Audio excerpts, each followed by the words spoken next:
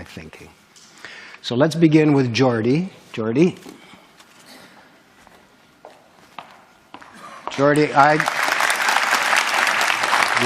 I don't understand much about quantum computing except that it's supposed to be the next big thing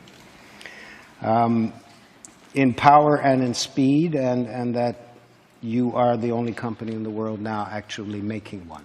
Well, hopefully after this 17 minutes, you'll understand what they are and be excited about what you might be able to use them for. These are really big deals. They come in at about $15 or $20 million a piece. Something like that. And have been bought by major American research and corporations. That's right, correct. All right, Jordi. Thank you. Bye, everybody. So quantum computing is a very technical subject, and I'm not going to talk a lot about the specific details, of which I'm glad. I'm sure you're glad. But I'm going to try to give you an idea about what the kind of thing is that we build and why people are so excited about it. But I'm going to wrap that story in another story. How many of you have children? Let's see, hands. So it's almost everybody. So I have 3 children. The youngest is 4. The oldest is 8. And they're very different. But they share one thing in common. And the parents in the audience may, I suspect, have noticed the same thing. Each of my children has fixated on a particular stuffed animal as being their special friend or toy. And in particular, my middle son, James, absolutely loves this little guy called Bear, which is the picture that I'm showing up here. Bear was a limited release Thai Beanie Baby, and there aren't very many of them that were made of his particular form. And one Christmas, I decided that it would be insurance policy to go and try to buy some more just in case something happened to Bear. So I went on the internet and did a search, and I was only able to locate 2 others that were for sale, and I bought both of them. So now he has 3 of these little guys. But the reason that it occurred to me that this might be a good place to start is a conversation that I had with him last week. He wanted to sleep with his older brother in his bedroom, and his older brother wouldn't let him. And he was very sad and despondent, and he was like, I'm scared, I don't want to sleep by myself. And I said, well, you've got Bear. And he said to me, Bear isn't real. And so I found this very intensely distressing for a variety of reasons that maybe you'll understand when I go through this. And I assured him that Bear was as real as anything else in the world. And he said, but he can't speak and he can't move. And so I said, well, what you really mean is he's not alive. And he said, yes, that's what I mean. So for very young children, the sense of being real and the sense of being alive are somehow connected. And I'm going to circle back to this point at the end. But before I do that, I'm going to tell you a little bit about quantum computers and why people care so much about them. There are literally tens of thousands of some of the brightest people in the world today trying to build these machines and understand them. And I'm going to tell you why. In my last 15 years of working on this type of stuff, I found that scientists divide up into 2 categories of zealots about this field. The first half are people who are absolutely entranced by the physics of these things. This quote is from a respectable scientist, in fact, one of the founders of this field, that may look a little strange to you who don't follow theoretical physics, but there is a very clear prediction that our most successful theory of nature makes, and that is that there are an enormous number, mind-bogglingly large number, of parallel realities, as real as this one, that have different consistent histories. So imagine a world where all of the laws of physics as we know them are obeyed, but different decisions were made along the way. Different decisions at the level of tiny microscopic particles, different decisions all the way up to what you chose to eat for lunch, and whether you chose to come to this session or not. Quantum mechanics makes a very specific prediction that all of those are as real as the thing that you remember. And this is bizarre, because we don't see those other things. But science has reached the point now where we can build machines that exploit those other worlds. And quantum computers are perhaps the most exciting of all of these that we have within, or almost within our grasp right now. So people from a physics background love this. They want to understand the world. They want to understand the universe, how it all works. There's another type of person who tends to come from the computer science side that's like, yeah, okay, that's all great. But there's a different thing going on here, which is just as exciting, if not more, and that these machines that supposedly can do this wild stuff, let's forget about how they work, if you could build one, could solve problems that you could never, ever solve with any computer of the sort that we built. If you took every single atom of silicon in the world and made the most sophisticated conventional Intel-style processor that you could build, there are problems we know of that I could write down on a sheet of paper that you could never, ever, ever solve with that thing, that you could with this kind of machine. So that's very exciting. Humans use tools to do things. If you give humans a new kind of tool that can do things that you couldn't otherwise do, imagine the possibilities. So you may think, well, this is all fine and dandy, but aren't these things in the realm of theory and speculation, kind of in the same regime as other futuristic things you may have heard of, which may be allowed by the laws of physics, but aren't here yet? That's not true. There are, in fact, many of these machines deployed now in openly available research centers following the model that was used to introduce supercomputers to the world. They're too big and ornery and difficult to operate to put in your home, too expensive also, but you can give them to a place which will manage them as a shared resource that will offer that service to the world. And there are two of these now. One of them is at the University of Southern California. And this analogy with flight, I think, is an interesting one. So a horse can beat, or could beat, the initial flight of the Wright brothers' flight in speed. But a plane is not a faster horse. A plane is a different kind of machine. The plane takes advantage of another resource that nature gives us, this third dimension, in order to do something that matters to people better than you could do with any horse. It doesn't matter how fast you make a horse, it will never fly, at least the kinds of horses that we know about. So these types of computers now are being thought of in the same way. They're not terrifically powerful yet, but they're doing something completely different than what your computer does. And that thing is like flight. It gives these computers access to these new resources, maybe you could call them parallel universes, in order to do something that you couldn't otherwise do. And that's not the only one. In fact, the one I'm going to come back to and talk to in the context of the story that I'm wrapping this in was recently installed at NASA. And Google was the primary interested party that pulled this whole thing together.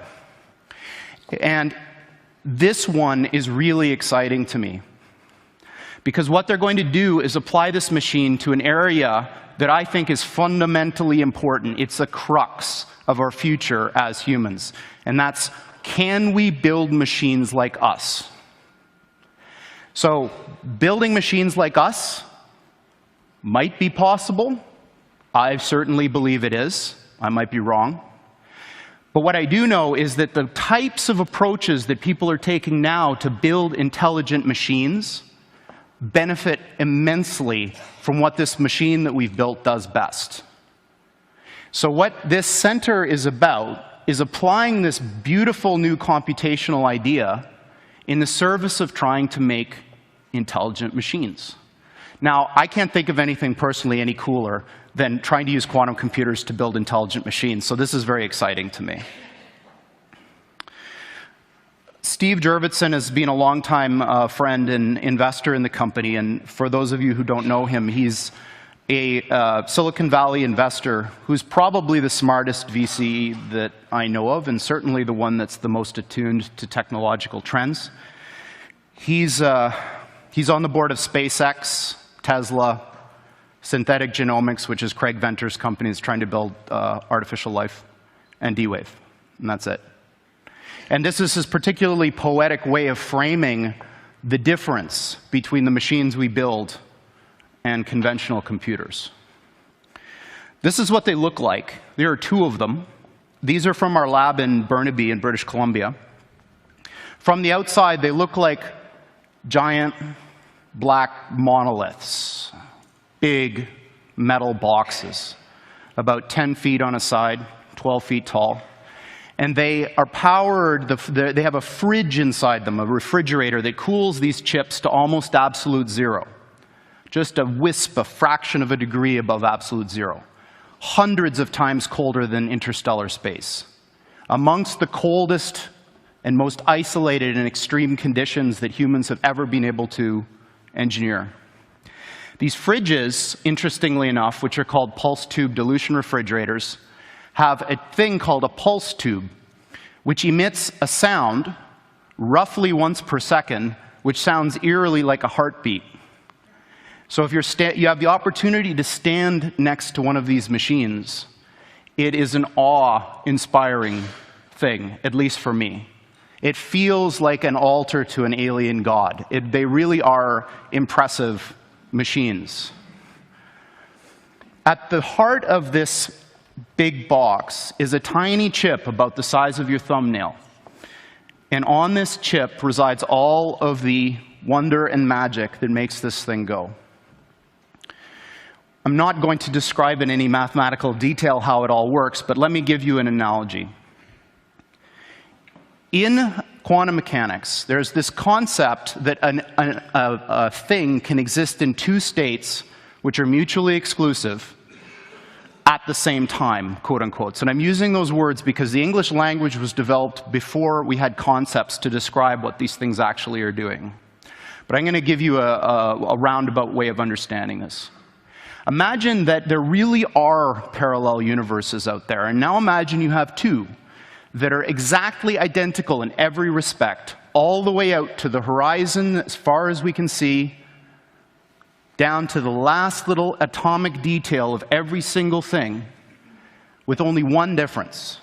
And that's the value of a little thing called a qubit on this chip, which is a contraction of quantum bit. And that qubit is very much like a bit or a transistor in a conventional computer. It has two distinct physical states, which we call 0 and 1 for bit. In a conventional computer, these are mutually exclusive. That device is either one or the other and never anything else. In a quantum computer, that device can be in this strange situation where these two parallel universes have a nexus, a point in space where they overlap. And when you increase the number of these devices, every time you add one of these qubits, you double the number of these parallel universes that you have access to, until such time when you get to a chip like this, which is about 500 of these bits, you have something like 2 to the 500th power of these guys living in that chip. So the way I think about it is that the shadows of these parallel worlds overlap with ours. And if we're smart enough, we can dive into them and grab their resources and pull them back into ours to make an effect in our world.